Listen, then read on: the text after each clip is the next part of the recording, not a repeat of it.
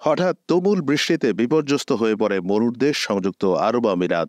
আর তাতেই আধুনিক দুবাই শহর পানিতে তলিয়ে যায়। বলা হচ্ছে ৭৫ বছরের রেকর্ড ভেঙেছে এই বৃষ্টি। একদিনেই প্রায় ১ বছরের সমান বৃষ্টিপাত হয়েছে দেশটিতে। কিন্তু কেন এমন ঘটনা ঘটল, যেখানে স্বাভাবিকভাবে বৃষ্টির দেখাই পাওয়া যায় না?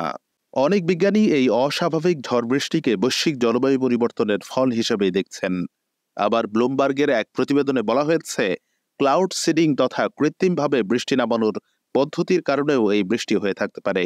অর্থাৎ আকস্মিক এই ঘটনা হতে পারে প্রকৃতির নিষ্ঠুর এক প্রতিশোধ। ক্লাউড সিডিং এমন একটি কৌশল যাতে ছোট বিমান মেঘের ভেতরে যায় এবং বৃষ্টিপাত ঘটাতে মেঘের মধ্যে এক ধরনের রাসায়নিক তথা সিডিং এজেন্ট ছিটিয়ে দেয়, যা মেঘের সঙ্গে বিক্রিয়ায় বৃষ্টির সৃষ্টি হয়।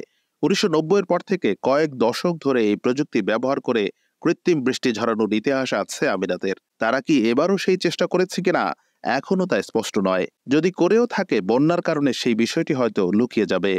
ক্লাউড সিডিং এর দৃশ্যত উপকারিতা সত্ত্বেও এর পরিবেশগত প্রভাব এবং এতে ব্যবহৃত সিডিং এজেন্ট বা রাসায়নিকগুলো কতটা নিরাপদ তা নিয়ে উদ্বেগ বরাবরই ছিল।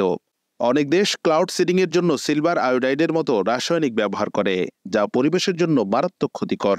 তবে সংযুক্ত আরব আমিরাত এই ক্ষতিকর রাসায়নিকের পরিবর্তে প্রাকৃতিক লবণকে সিডিং এজেন্ট হিসেবে ব্যবহার করছে। কিন্তু প্রকৃতির উপর এমন হস্তক্ষেপ নিয়ে অনেকেই উদ্বেগ প্রকাশ করেছেন।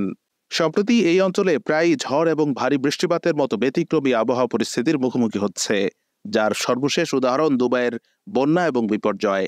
তাই কেউ কেউ প্রাকৃতিক নিয়মে হস্তক্ষেপ না করার জন্য সতর্ক করেছেন।